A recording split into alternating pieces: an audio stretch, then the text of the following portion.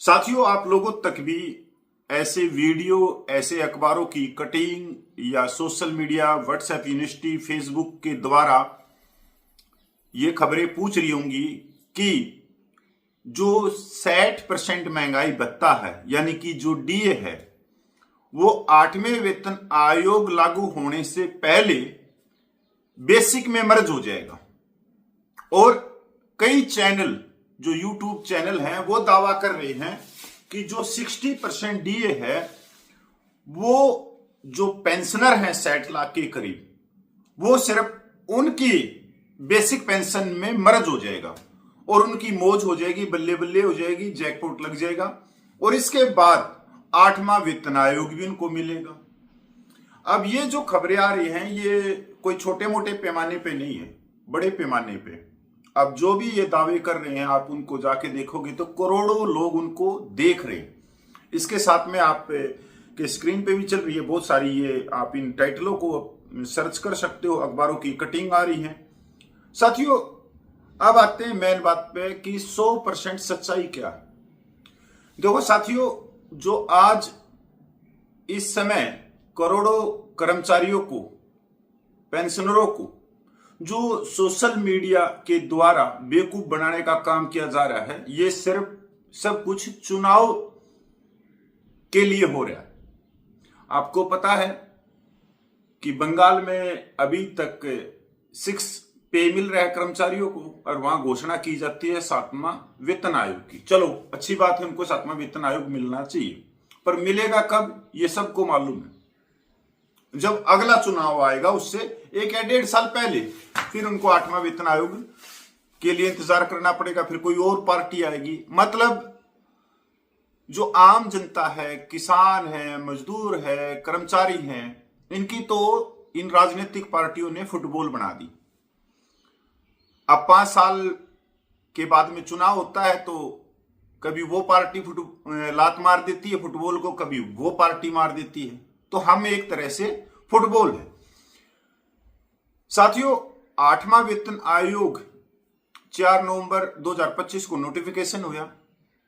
इसके बाद में बहुत सारे दावे हो रहे हैं कि फिटमैन फैक्टर 3.833 हो जाएगा।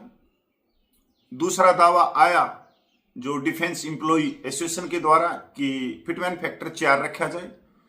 जो न्यूनतम वेतन है 18,000 से बढ़ के 69,000 हो जाएगा, तो दूसरा कह रहा है 74,000 हो जाएगा। अच्छी बात है। इसके बाद में अब 18 महीने के डीए एरियर की बात बड़े लेवल पे फैल रही है। बड़े बड़े वीडियो आ रहे हैं, अखबारों के द्वारा उसमें लिखा जा रहा है। अब ना तो ये अखबार सच्चे हैं, ग्राउंड पे छपते हैं, ये सब कुछ एआई का जमाना है और एआई से ये अखबार तैयार किए जाते हैं। आप भी अपने गूगल में बोल के किसी भी खबर को अखबार की शक्ल दे सकते हो। साथियों, क्या 8वें वेतन आयोग में कर्मचारियों के हाथ कुछ लगेगा नहीं लगेगा, ये सिर्फ जो दावे हो रहे हैं, झूठ जो इस तरह से आसमान में उछाल दिया गया, इसमें कुछ उजाला भी आएगा नहीं आएगा। तो साथियों, सीधी सी बात है, 8वां वेतन आयोग का नोटिफिकेशन जारी होने के बाद में कोई तब्दीली नहीं होगी, ना डीए मर्ज होगा, डीए शून्य ही होगा 8वें वेतन आयोग की रिपोर्ट आने के बाद। ये क्लियर है। दूसरी बात, 18 महीने का डीए एरियर क्या मिलेगा कर्मचारियों को? भूल जाओ, कभी नहीं। अब तो आप उम्मीद भी मत लगाओ। तीसरी बात, जो कर्मचारी संगठन 8वें वेतन आयोग को अपना मांग पत्र दे रहे हैं, देहरादून में दिया, दिल्ली में मीटिंग चली, महाराष्ट्र में चली, अब आने वाले समय में JNK में होंगी, फिर चंडीगढ़ में होंगी। अब मांग पत्र देना एक अलग बात है, मांगे मानना दूसरी बात है। मांग पत्र में तो ये फिटमैन फैक्टर 10 भी रख सकते हैं कि 10 गुना बढ़ाओ, क्या सरकार मान लेगी? अभी उसी मांग पत्र में जब 8वां वेतन आयोग ग्राउंड पे काम कर रहा है, उसी में ये लिख रहे हैं कि 18 महीने का डीए एरियर भी दे दो। कितनी छोटी बात कर रहे हैं,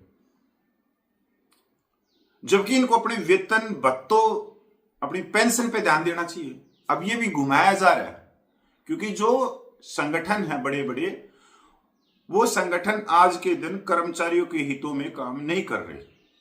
वो सरकार की गोद में बैठे हैं। चाहे आप उनका पिछला रिकॉर्ड देख लो 5-10 साल का, वो सरकार के दरवाजे पे गुलदस्ता लेके खड़े रहते।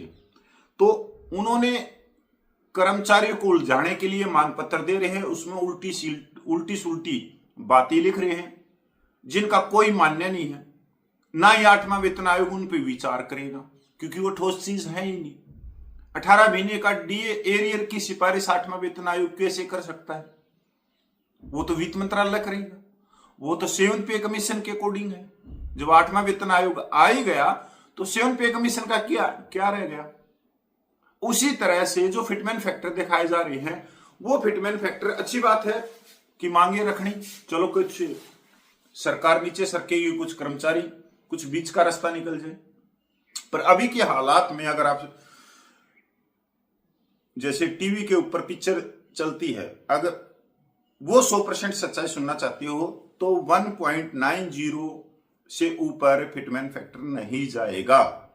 देश की आर्थिक हालात को या दूसरी चीजों को देख लेना या तीसरियों को देख लेना, देश में कर्मचारियों के हित में 8वां वेतन आयोग बैठा क्योंकि देश को चलाना है। अब ये तो है नहीं कि राहुल गांधी मोदी जाके बंदूक लेके बॉर्डर के ऊपर खड़े होके पाकिस्तान से रक्षा कर लेंगे। अब इस देश जो एक घर की तरह है, उसका चौकीदार कौन है? किसान मजदूर के बच्चे। अब इस देश को चला कौन रहा है? कर्मचारी वर्ग, चाहे वो पुलिस में है, चाहे वो टीचर हैं, चाहे वो पटवारी हैं, चाहे वो तहसीलदार हैं, चाहे वो रोडवेज वाले हैं। लाखों महकमे कौन चला रहा है? मोदी और राहुल तो चला नहीं रहे कि वो रोड पे आके ट्रैफिक जाम को खुलवा देंगे। तो 8वां वेतन आयोग तो चलो भाई बनाया जाएगा, लोगों को उस कर्मचारी में भर्ती किया जाएगा, देश को आगे चलाना भी है। पर देंगे क्या? ये मेन बात। देने का जब बात आएगी तो सिर्फ देंगे बड़े बड़े उद्योगपतियों को। आप लोगों का टैक्स पेयर का पैसा उनकी जेब में डाल देंगे, फिर 2-4 साल के अंदर उसको बट्टा खाते में डाल देंगे। आपकी जमीनें उनको दे देंगे, आपकी जमीनों से हाईवे निकाल देंगे, उसके इर्द गिर्द वेयर हाउस आ जाएंगे। काम बस यही चल रहा है। या तो इस देश में 2 उद्योगपति चल रहे हैं, या फिर दूसरा काम हर साल 2-4 राज्यों के अंदर चुनाव चल रहे। तो साथियों, हम तो कर्मचारियों की बात करते हैं, कर्मचारियों को का डीए मर्ज नहीं होगा, ये बिल्कुल फेक खबर है, 100% ये बिल्कुल झूठ है। साथियों नमस्कार।